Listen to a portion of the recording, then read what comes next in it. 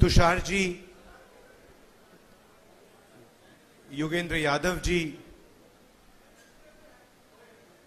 Stage पे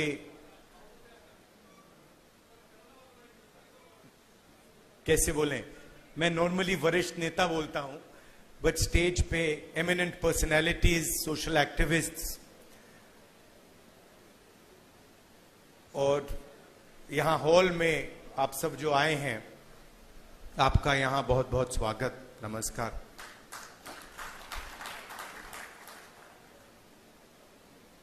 मैं आपसे 2-3 चीजें कहना चाहता हूं। पहली चीज यात्रा के बारे में, और जो मेरा अब पिछले 1.5 साल का जो एक्सपीरियंस रहा है। पिछले साल हम भारत जोड़ो यात्रा पे निकले, 4000 किलोमीटर चले, कन्याकुमारी से कश्मीर,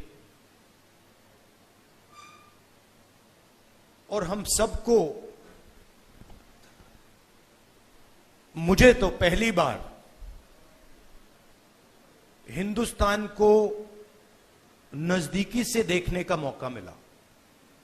मेरे दिमाग में एक हिंदुस्तान था, एक इंप्रेशन था, और जैसे ही मैं चलना शुरू किया, वो इंप्रेशन टूटता गया, बदलता गया, और अंत में जब मैं कश्मीर पहुंचा, मेरा रियलाइजेशन ये था कि जिस चीज को मैं हिंदुस्तान मानता था, वो एक्चुअली हिंदुस्तान था ही नहीं। वो मेरे इमेजिनेशन का हिंदुस्तान था, अनइन्फॉर्म्ड हिंदुस्तान था। और ये जो मैं हिंदुस्तान भारत जोड़ो यात्रा में जिसको देखा है, ये भी एक प्रकार से अनइन्फॉर्म्ड हिंदुस्तान है। ये पहले वाले हिंदुस्तान से बेहतर इन्फॉर्म्ड है, मगर ये भी हिंदुस्तान की समझ नहीं है, सुपरफिशियल है। मगर उस यात्रा में 2 चीजें बड़ी क्लियर थी। एक कि हिंदुस्तान नफरत का देश नहीं है, मोहब्बत का देश है, और इस देश में, इसके डीएनए में रिस्पेक्ट, मोहब्बत, ये बहुत गहरा है। तो चलते चलते मेरे दिमाग में यह सवाल आना शुरू हुआ कि अगर यह नफरत का देश नहीं है, यह पहला देश है जिसने इंडिपेंडेंस की लड़ाई मोहब्बत से लड़ी, और कोई देश है ही नहीं। मतलब कहते हैं कि civil rights movement, Gandhi ji की फिलॉसफी, उसने गांधी जी की फिलॉसफी का प्रयोग किया, मगर जो उनको डायरेक्शन किसने दिया? उनको डायरेक्शन गांधी जी ने दिया, हिंदुस्तान ने दिया। साउथ अफ्रीका में मैं गया था, मंडेला जी ने मुझे यही कहा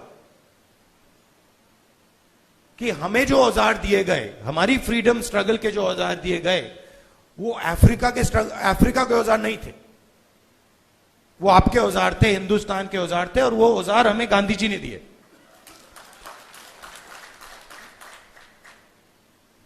तो जब मैं चल रहा था, मेरे दिमाग में सवाल आया कि अगर हिंदुस्तान मोहब्बत का देश है, तो इसमें नफरत क्यों फैल रही है? क्योंकि इतना आसान नहीं होना चाहिए नफरत को फैलाना। हम कहते हैं बीजेपी नफरत फैलाती है, बट कोई ना कोई फाउंडेशन तो होगा, कोई ना कोई बेसिस तो होगी इस नफरत की।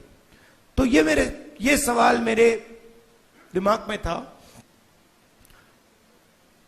और आस्ते आस्ते मुझे बात समझ आने लगी कि नफरत का कारण अन्याय है, कि ये देश में गरीबों के साथ, किसानों के साथ, दलितों के साथ, महिलाओं के साथ, युवाओं के साथ, सबके साथ हर रोज अन्याय होता रहता है। 2-3% लोग हैं इस देश में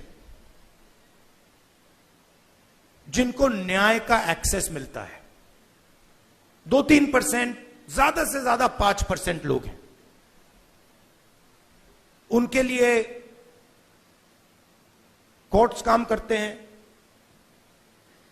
उनके लिए सरकार काम करती है, सारे इंस्टीट्यूशंस में उनके लिए जगह है। बट अगर हम 90% लोगों को देखें, उनके साथ 24 घंटा अन्याय हो रहा है। 16 लाख करोड़ रुपए 20-25 लोगों का कर्जा माफ हुआ। जीएसटी का पैसा है, जनता का पैसा है, किसानों का पैसा है, मगर किसानों का 1 रुपया माफ नहीं होता है। और मैंने सरकार के अंदर से देखा है, जब हमने किसान कर्जा माफी की बात उठाई, जब हम सरकार में थे, तो रिस्पांस मिला कि ये ठीक नहीं है, इससे किसान आलसी हो जाएगा।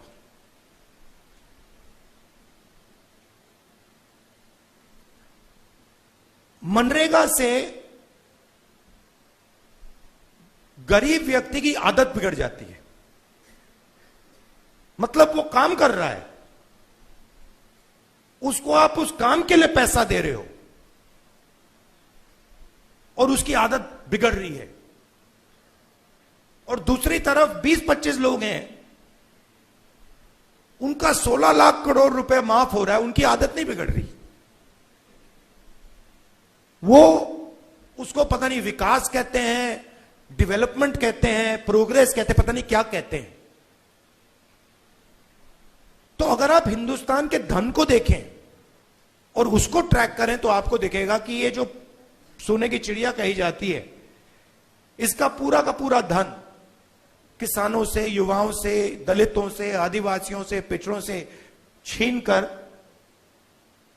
ये 20, 25, 50, 200 कितने लोग हैं, ज्यादा नहीं है, इनके ओर फनल होता है। तो इसलिए हमने दूसरी यात्रा में न्याय शब्द जोड़ दिया।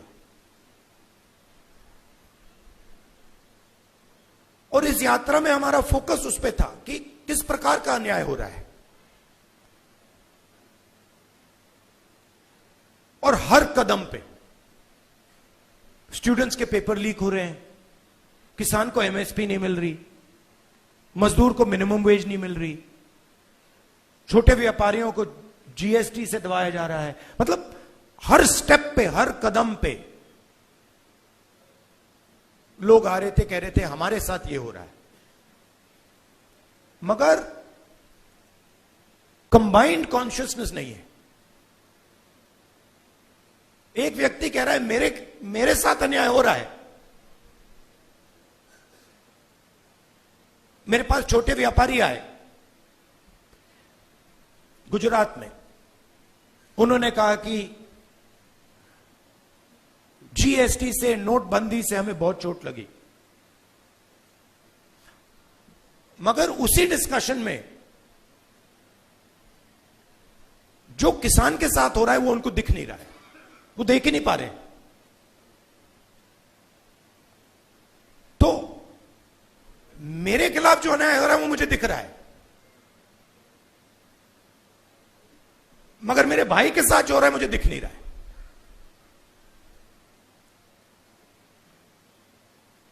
तो ये बहुत जरूरी बात है, क्योंकि जब तक आप अपने भाई के साथ जो अन्याय हो रहा है वो नहीं देखोगे, तब तक कोई मूवमेंट खड़ा नहीं हो सकता। मैं जूडो करता हूं और उसमें एक बड़ी इंटरेस्टिंग चीज है, उसमें जमीन पे गिरना पड़ता है, फेंका जाता है व्यक्ति को। तो जब पहले व्यक्ति शुरू करता है तो वो अपने आप को प्रोटेक्ट करने की कोशिश करता है। जमीन पे गिरोगे तो फिर आप अपने आप की रक्षा करते हो। फिर थोड़ा एडवांस्ड होता है, फिर उसको बात समझ आती है, वो जमीन की रक्षा करना शुरू कर देता है। मतलब don't protect yourself, protect the mat. और बड़े मजे की बात दिखती है कि जब आप जमीन को प्रोटेक्ट करते हो तो ऑटोमेटिकली जमीन आपको प्रोटेक्ट करती है। तो मूवमेंट कैसे बनती है? मूवमेंट जब बनती है जब मैं अपने दर्द को छोड़कर मेरे साइड में जो खड़ा है उसके दर्द की रक्षा करना शुरू करता हूं, ऑटोमेटिकली वो मेरी रक्षा करेगा, उसको करना ही पड़ेगा। तो ये एक मेंटल लीप की जरूरत है। सबको दिख रहा है कि भाई किसान को दिख रहा है, मजदूर को दिख रहा है, सबको दिख रहा है, मगर एक दूसरे का दर्द नहीं दिख रहा किसी को। मेरा एक्सपीरियंस है दूसरी यात्रा का। आखिरी बात देखिए, आपने राहुल गांधी का नाम बहुत बहुत बार लिया। कांचा जी मेरे दोस्त हैं, उन्होंने नारे भी दे दिए। ये राहुल गांधी नहीं है, ये हिंदुस्तान में करोड़ों लोगों की फीलिंग है। उनमें से मैं एक हूं और आप मेरे ऊपर फोकस कर देते हैं। बट भारत जोड़ो यात्रा में मैंने अपनी आंखों से देखा, मैं अकेला नहीं चल रहा था, लाखों लोग चले थे मेरे साथ। और एक्चुअली भारत जोड़ो यात्रा की स्ट्रेंथ राहुल गांधी नहीं था। भारत जोड़ो यात्रा की स्ट्रेंथ वो बाकी लोग थे। तो उन पे भी फोकस होना चाहिए। लड़ना हमें एक साथ है। और ये हिंदुस्तान के दो एक्सप्रेशंस के बीच में लड़ाई है। ये राहुल गांधी, मोदी, बीजेपी, कांग्रेस के बीच में लड़ाई नहीं है। हिंदुस्तान के नेचर के अंदर दो आत्माएं हैं और ये उन दोनों आत्माओं के बीच में लड़ाई है। एक आत्मा कहती है कि हिंदुस्तान बीच से चलाया जाएगा, ऊपर से चलाया जाएगा और सारे लोग ऊपर देख के ऑर्डर लेके इस देश को चलाएंगे। और ये एक सोचने का तरीका है हिंदुस्तान में। बहुत सारे लोग इसको मानते हैं, एक्सेप्ट करते हैं। और एक दूसरा तरीका है कि हिंदुस्तान को डिसेंट्रलाइज तरीके से, हिंदुस्तान के सब लोगों को सुनकर चलाया जाएगा, जिसको हम, अगर आप धार्मिक तरीके से बोलना चाहते हैं, शिव की बारात बोल लीजिए। कि सब लोगों को जगह देके निर्णय लिया जाता है। जैसे योगेंद्र यादव जी अभी बैठे हैं, बड़ी इंटरेस्टिंग बात आपको बताऊं। 3-4 महीने पहले इन्होंने हमें कहा, देखिए हमें ये जो गारंटीज हैं, हमें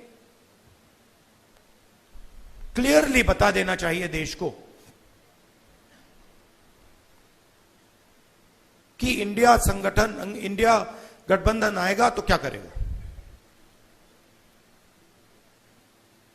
और आज मैंने इनसे पूछा कि आप बताइए, ये जो हमने गारंटीज देश के सामने रखी हैं, इससे आप खुश हैं? तो इन्होंने कहा मैं खुश हूं, मगर बहुत केओटिक डिस्कशन हुआ। केओटिक डिस्कशन हुआ क्योंकि ये एक्चुअली कांग्रेस पार्टी की, राहुल गांधी की, खारगे जी की, इंडिया गठबंधन की गारंटीज नहीं है। ये एक्चुअली हिंदुस्तान की आवाज है। उसको हमने चुन चुन के, सुन सुन के निकाला है, उसको रिफाइन किया है। बीजेपी ये काम कर ही नहीं सकती क्योंकि उनका तरीका सेंट्रलाइज है, ऊपर से बोलते हैं। नरेंद्र मोदी जी रेडार की बात करेंगे, सब कुछ नरेंद्र मोदी जी से निकलता है। उनके विजन में और आरएसएस के विजन में ज्ञान एक व्यक्ति के पास है। किसान के पास ज्ञान ही नहीं है,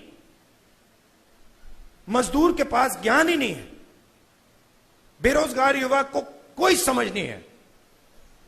आईआईटी की डिग्री है तो पूरी दुनिया को समझ गया। यह थिंकिंग है। तो इसके खिलाफ हमारी लड़ाई हो रही है। हिंदुस्तान का सबसे बड़ा साइंटिस्ट, जितना उसमें ज्ञान है उतना ही ज्ञान हिंदुस्तान के किसान में है, बस दूसरे तरीके का है। मैं बंगाल गया और वहां पे वो महिलाएं थी, इसी यात्रा पे महिलाएं थी, वो बीड़ी बना रही थी। उनके हाथ में जो स्किल थी, बीड़ी बनाती थी वो, उनके हाथ में जो स्किल थी मैंने अपनी जिंदगी में कभी पहले नहीं देखी। मैंने ट्राई किया, मतलब एक बीड़ी मतलब मैंने रोल करने की कोशिश की, नहीं हो रही थी मुझसे। तो वो सालों का, मतलब सालों की स्किल है वो, और उसका इस देश में कोई आदर नहीं हो रहा। उस महिला को आप फाइनेंशियल सपोर्ट दीजिए, उसकी मदद कीजिए, मेक इन इंडिया उससे करवाइए और फिर देखिए क्या मजा आता है। तो ये दो अलग तरीके की सोच की लड़ाई है। इसमें हम सब एक साथ लड़ रहे हैं। बहुत अच्छा लग रहा है और घबराने की कोई जरूरत नहीं है। ये आप मत सोचिए कि बीजेपी आ गई, कॉन्स्टिट्यूशन को खत्म कर देंगे, ये कर देंगे, कुछ नहीं, इनमें इतना दम नहीं है, ये नहीं कर सकते। ये इन्होंने मीडिया को कैप्चर कर रखा है, ये आवाज बहुत करते हैं, मगर सच्चाई और हिंदुस्तान हमारे साइड है। धन्यवाद।